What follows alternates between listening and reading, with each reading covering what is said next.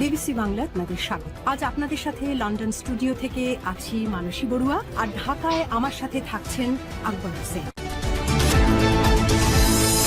বাংলাদেশের সর্বশেষ গুরুত্বপূর্ণ আপডেট সংবাদে আপনাকে স্বাগত। শুরুতেই সংবাদ শিরোনাম, পরে বিস্তারিত।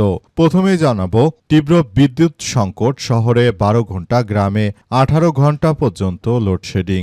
দুপুর তখন 2টা, কাচারি বাজারে ফটো স্টার্ট ব্যবসায়ী দিলীপ কুমার সরকারের দোকানে মেশিন বন্ধ হয়ে যায় মাঝে মধ্যে। ঘড়ি ধরে বিদ্যুৎ যা আসার হিসাব তিনি এখন মুখস্থ বলতে পারেন। 1 ঘন্টা বিদ্যুৎ থাকলে পরের 3 ঘন্টায় বিদ্যুৎ থাকে না। এ নিয়ে দেশে এখন প্রায় 18 ঘন্টা বিদ্যুতের লোডশেডিং হচ্ছে। বিএনপি সরকারের জ্বালানি নীতি বা তারা জ্বালানি না কেনার কারণে দেশে এই ভয়াবহ দুর্বিষহ লোডশেডিং নেমে এসেছে। এরপর জানাবো, জামাতের উদ্বেগ, সরকারের দুর্নীতি এবং দলীয়করণের কারণে বিদ্যুৎ ও গ্যাস সংকট চরমে। দেশে ব্যাপক হারে গ্যাস ও বিদ্যুতের ঘাটতি নাগরিকদের চরম দুর্ভোগ সৃষ্টি হয়, গভীর উদ্বেগ জানিয়েছে বাংলাদেশ জামাত ইসলাম। জ্বালানি খাত বেসরকারীকরণের নামে পুরনো অলিগার্ডদের নতুন করে সুবিধা দিয়ে সরকার সংকটকে আরও গভীর করবে বলে আশঙ্কা বিরোধী দলনেতার। ব্যবস্থাপনায় ব্যর্থতার দায় নিয়ে বিএনপির পদত্যাগ করা উচিত বলে জানান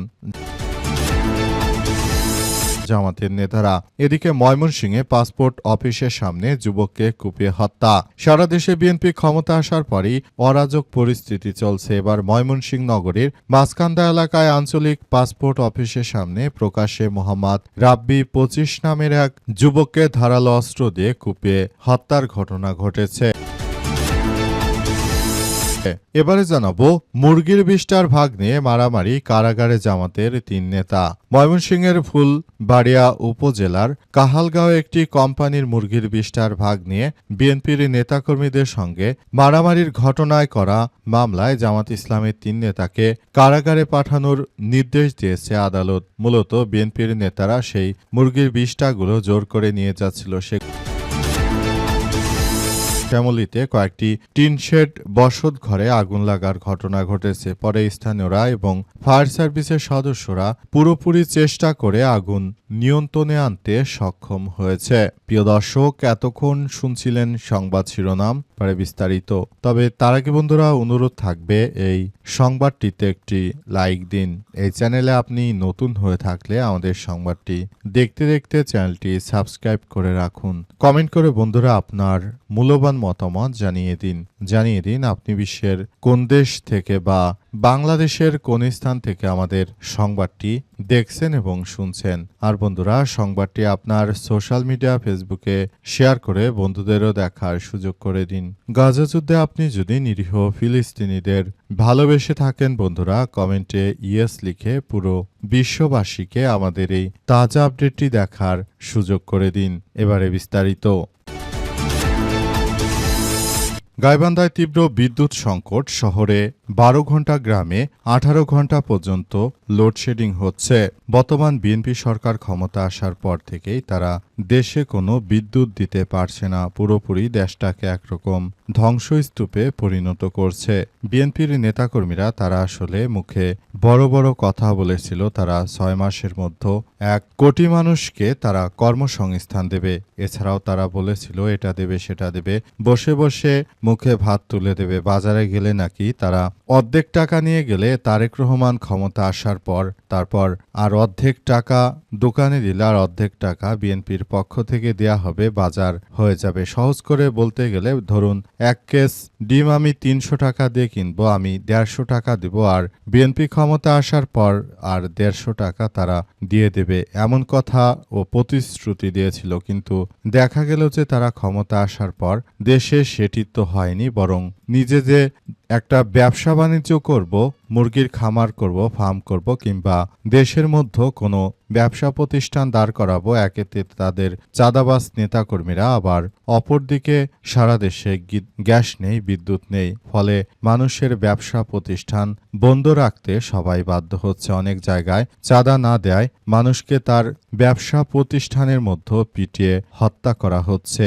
এমন মগের মূল্যক আমরা বিগত 17 বছরে কখনো দেখিনি। এমনকি ডক্টর ইউনূসের সময় কোনো এই ধরনের ঘটনা ঘটলে সাথে সাথে ব্যবস্থা গ্রহণ করা হতো, কিন্তু এই বিএনপি ক্ষমতা আসার পর এমন ধরনের কোনো ব্যবস্থা তো দেখা যায়নি, বরং যারা চাঁদাবাজি করছে তাদের সঙ্গে বড় বড় নেতাদের লিঙ্ক রয়েছে।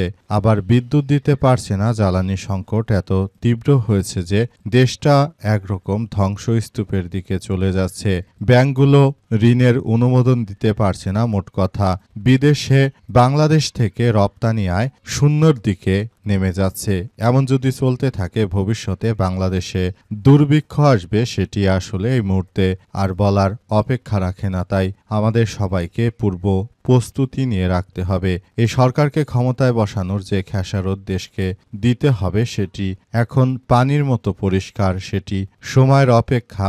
দেখুন দেশে কোন পর্যায়ে রাষ্ট্র নেমে আসে, দেখুন দেশ কোথায় গিয়ে দাঁড়ায়, সেটি দেখার জন্য অপেক্ষা করুন আর মাত্র কয়েকদিন।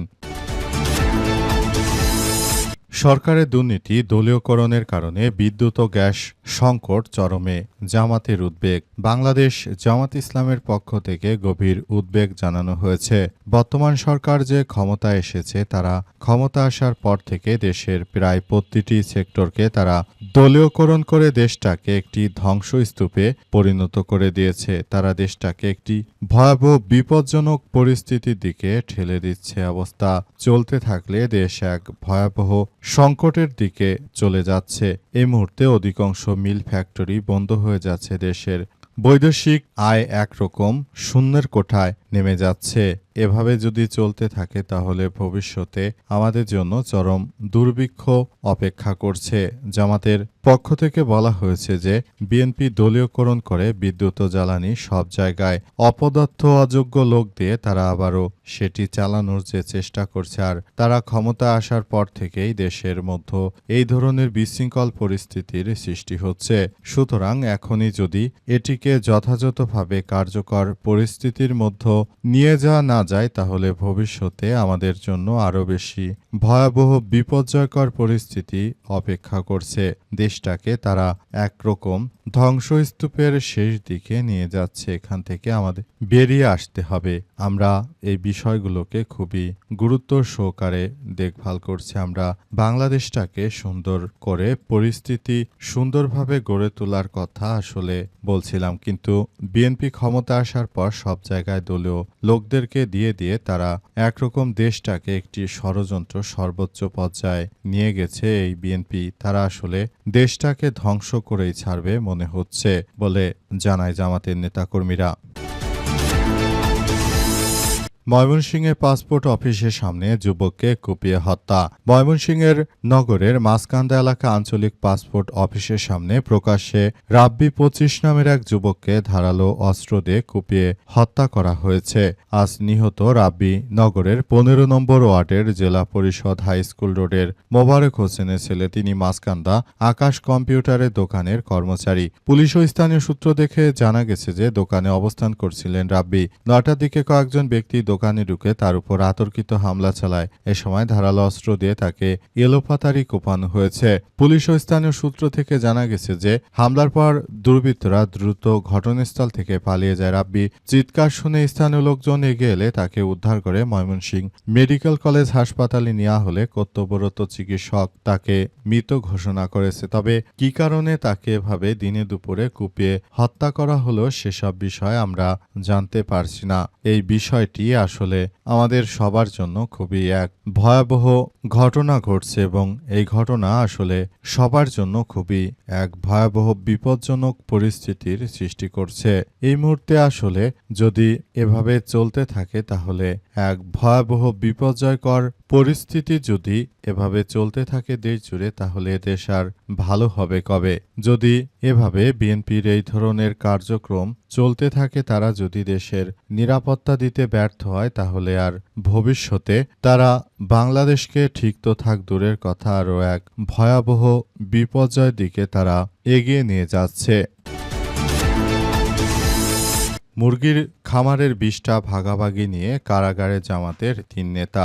বর্তমান সময়ে বিভিন্ন পত্রিকাগুলো যে বর্তমান সরকারের দালাল সেটি আবারও প্রমাণিত হচ্ছে। ময়মনসিংহের ফুলবাড়িয়া উপজেলার কাহালগাঁয়ে একটি কোম্পানির মুরগির 20টার ভাগ নিয়ে বিএনপির নেতাকর্মীদের সঙ্গে মারামারির ঘটনায় করা মামলায় জামাতের 3 নেতাকে কারাগারে পাঠানোর নির্দেশ দিয়েছে আদালত। ময়মনসিংহ জেলা জজ আদালতে হাজির হয়ে জামিন আবেদন করলে বিচারক নামঞ্জুর করে তাদের কারাগারে পাঠানোর নির্দেশ দেয়। তারা হলেন ফুলবাড়ী উপজেলা জামাত ইসলামের আমির মাওলানা ফজলুল হক শামীম, সেক্রেটারি আব্দুর রাজ্জাক, কর্মপরিষদ আব্দুল মজিদ। এই কালবেলা পত্রিকা বিষয়টি এমনভাবে লিখেছে যে মুরগির 20টা নিয়ে মারামারির ঘটনায় জামাতের 3 নেতা কারাগারে, অথচ এর হেডলাইনটি লিখার কথা ছিল জামাত ও বিএনপি ও জামাতের নেতাদের মধ্যে মুরগির 20টা নিয়ে ভাগ নিয়ে মারামারির ঘটনায় জামাতের 3 নেতা গ্রেপ্তার।